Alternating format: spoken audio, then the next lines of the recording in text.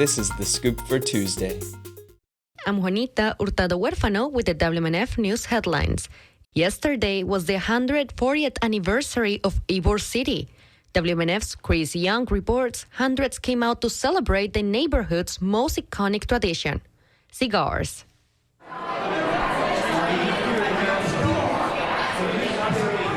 Hundreds gathered in and outside of Ybor's Hyatt Hotel to celebrate the anniversary with a cultural showcase, cigar rolling lessons, and a live rolling of a 140-foot-long cigar. Holden Rasmussen is the company historian for the J.C. Newman Cigar Company. He says it's incredible to see people celebrating one of Tampa's oldest and most historic industries. You know, the cigar industry might not be as large as it once was historically, but it still matters as far as the heritage and legacy of Tampa and why we're here. Why are we here? Cuban and Spanish immigrants began rolling cigars 140 years ago.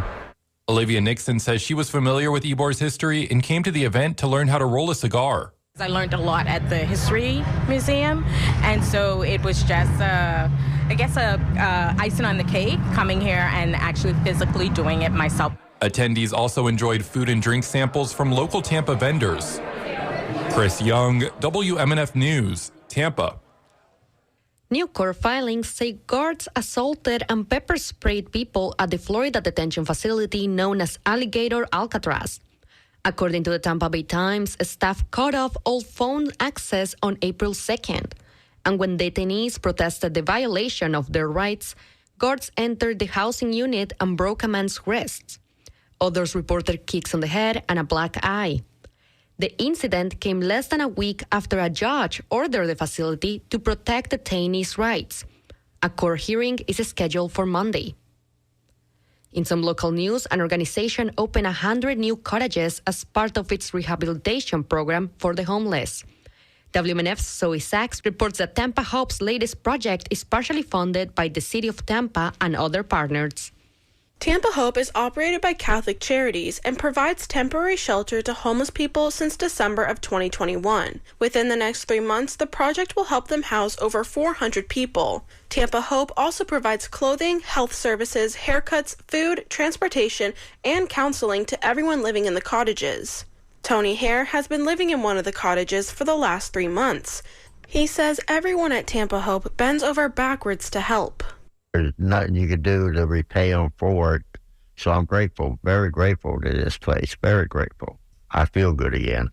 Matt Duffy, one of the outreach specialists, says they have had a 37% success rate since they opened. Let's look out for our neighbors out there on the streets, you know. Let's just show some love and see how we can all work together as one and to really bring a more success rate for people that have been really struggling. Although Tampa Hope gets funding from the City of Tampa and support from their partners, Duffy says donations are desperately needed as they prepare for a larger intake of people. The most needed items are new underwear, shower shoes, towels, laundry detergent, and toiletries. For more information on how and what to donate, visit ccdosp.org. Reporting for WMNF News, I'm Zoe Sachs. Starting next year, your driver's license will look a bit differently. As part of a new voting law, driver's licenses and ID cards will show the holder's citizenship or legal status.